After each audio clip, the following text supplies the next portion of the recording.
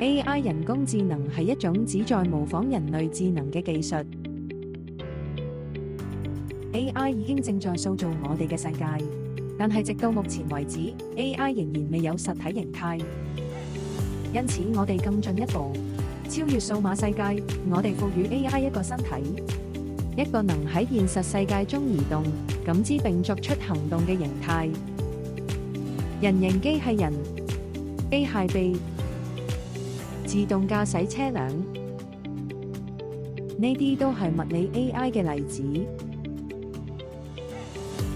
物理 AI 被視為第四次工業革命嘅最後一塊拼圖，作為一項將改變製造業、物流、醫療保健及服務業嘅技術，正受到廣泛關注。